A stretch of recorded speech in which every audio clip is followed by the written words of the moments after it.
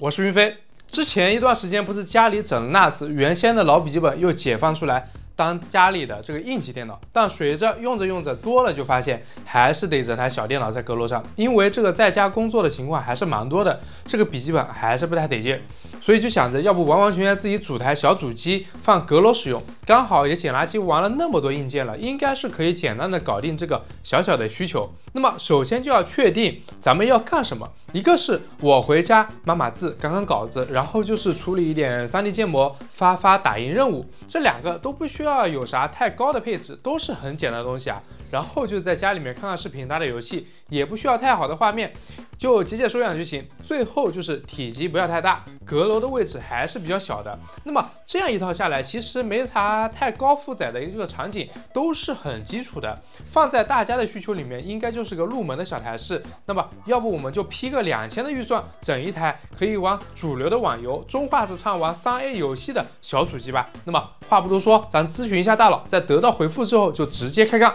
那么点赞、收藏支持一下，这就带大家来看看我都搞了啥配置。我在选定了这个配置之后，简单对比了一下各平台的价格，发现大部分东西在拼多多里面都有100亿补贴。因为之前苹果手表和小米平板 6S Pro 都是在100亿补贴下车的，所以就还是比较有信任感，东西优惠很大，用着也挺好。我想着要不这次就直接全部在拼多多100亿补贴里面买，价格品质都比较有保障。然后大家也都知道拼多多100亿补贴的售后到位嘛，也是没啥后顾之忧，毕竟这次的咱们这个价格会压的比较极限一点。首先我是先确定了咱们的 CPU， 就选择 i3-12100F， 这个 CPU 单核性能表现很强劲。咱们都知道啊，游戏和很多常用的应用大部分都受益于较高的一个单核性能。12100F 单核频率在 4.3GHz 左右，使其可以在很多测试里面都超过上一代，甚至还有部分终端的型号。那么这个 F 系列还去除掉了这个集成显卡的功能，在搭配独立显卡使用的时候，就不会把预算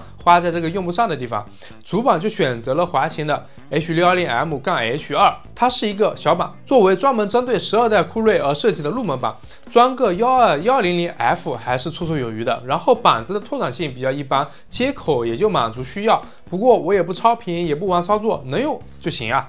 这个还有一个痛点啊，就是它没有 WiFi 和蓝牙模块，这点就很难受。这个在拼多多100亿补贴上，它是直接有套餐，懂行的朋友也都清楚啊。如果你拿着拼多多100亿补贴里面的板油套餐价格去问实体店或者其他平台的商家要这个货，他们都很难做到这个价格。一是老生常谈的主板和 CPU 都尽量一起买套餐，因为有厂家的限价，商家为了规避限价就会采用板油套装出售的方式来提高性价比，吸引大家。二是因为拼多多100亿补贴的商品，它多了一笔官方补贴的优惠，这里就推荐大家买带100亿补贴标识的，都能够享受到这笔补贴，产品也都比较有保障，而我就图这个省心。大家有极致的性价比，也可以去买散片，价格可以做到更低。咱这一套的价格在拼多多100亿补贴拿下是692，盒装 CPU 里面还有个散热器，虽然咱们网店还是需要再买一个更强劲的散热。然后就是显卡，在2000元这个价位，想要玩好游戏，均衡各个方面，这个咱们就只能上个二手卡。我选择的是 A 卡里面的 5700XT， 也就是默认矿卡了，风险越大，换来的性能也是很强的，不过就真的很看运气。那咱们先看看这个大名鼎鼎的5700XT 的一个参数，它在 1080p 甚至 2K 的分辨率下都能够流畅的运行绝大部分的3A 游戏，而且同样的价格区间里面，新卡往往只能选择入门级的显卡，而5700XT 能够提高更高的计算和图形处理的能力。我这种想要以最低的价格搞到高性能的人来说，选择它是最合适不过了。然后我选择蓝宝石的5700XT 双风扇版本，价格是930，就不知道能不能稳定运行啊。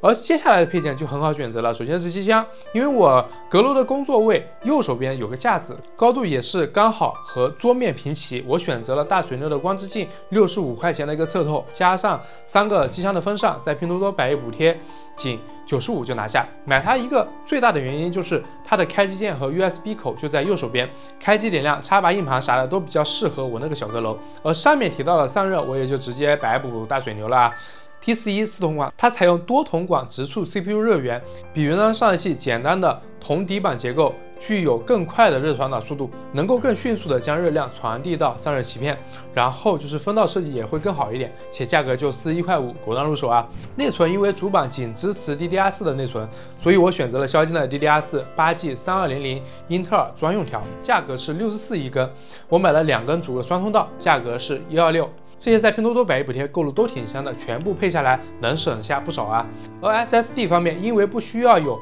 大容量的储存，且家里也有 NAS， 所以就上个512就行了。这在拼多多百亿补贴里面209就拿下了固德家的 PCIe 4.0 M2 的固态。SSD 的价格现在很香，基本上还都是终身质保。那么最后就是我们的电源了，由于12100F 和 RS5700XT 这套系统功耗还是比较高的，我还是选择了一款合金650瓦的电源大水流 GP750， 有80 Plus 的金牌认证，电源这一块还是得稳一点，毕竟是长期之用，而且还留了比较多的余量，带我这一套肯定是足够用的啊。那么它的价格白补之后是174，总共下来我们的预算还是稍微超了那么一点点，一共是2267.5。处理器、主板、内存条、SSD、机箱、散热、电源都是在拼多多百亿补贴购入，问题不大。显卡就纯看脸了，那么开赌吧。那么我们就开装这台机器。经过这些机子的磨练，我已经能够自己完成这些安装和理线了。那么装好系统，打上驱动，咱们就可以开测了。在图八工具箱里面，我们可以看到它的一些基础的信息 ：CPU-Z 跑分单核是635.8，多核是3192.2。在 R23里面，单核成绩是1633，多核是8316。这就可以看到它这个单核成绩是真的很强，比之上一代的 i7 还要强上不少。而 R23的压力测试它也是很稳的，烤机啥的都很顺利。但是，我要来说但是了。我们在测试甜甜圈的时候，也就是显卡测试的时候，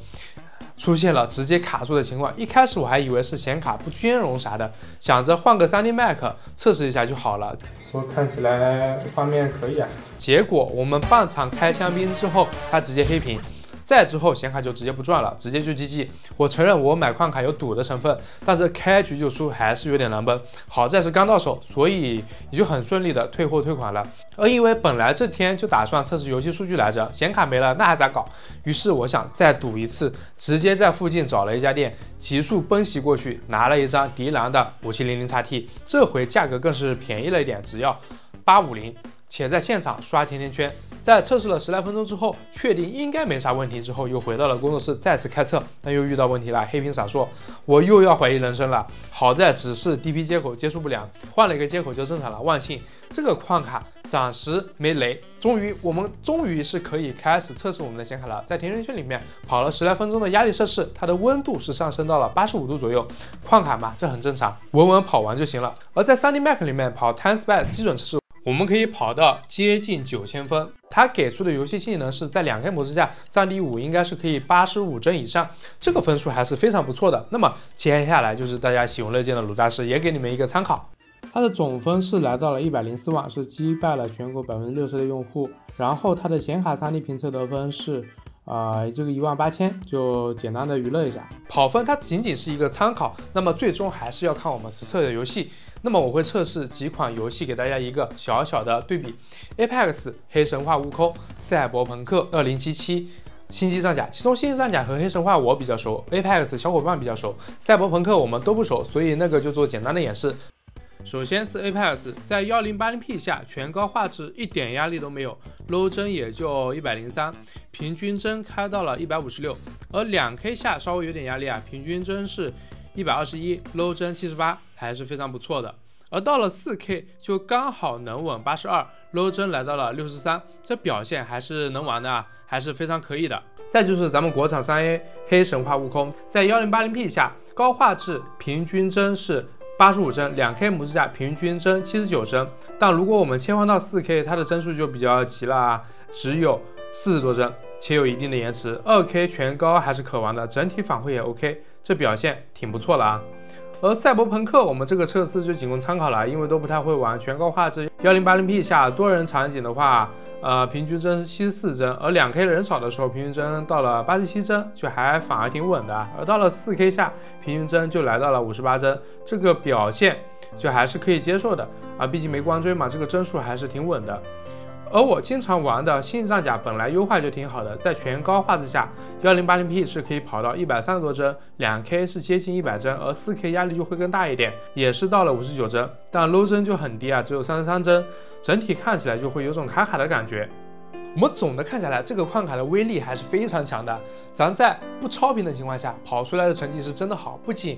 1080P 2K 高画质，在我这 Apex 星际战甲里面4K 全高的表现也非常不错，虽然帧率都在50-60帧，这个效果看惯了高帧率可能会觉得有点卡顿，但你要知道它的价格，说实话是出乎了我的意料的，是真的挺香的。不过黑猴这种大型的3A 游戏 4K 全高就很吃力了，但这个表现我还是很满意的，也难怪大家在明知是矿的情况下还是要赌一赌。然后因为是换了显卡嘛，价格又低了一点，所以我们可以再来看一波它的整体价格，总的价格目前是2187.5元。整体的外观大家也可以来看一下，这个配置、这个外观、这个游戏表现，然后这个价格，你们给它一个整体的打分，看看你能够给到几分呢？那么我也是把这套直接带回家放在了阁楼。配备的显示器是之前淘汰下来的 4K60 的显示器，偶尔在楼上玩玩游戏还是很爽的。然后就是办公，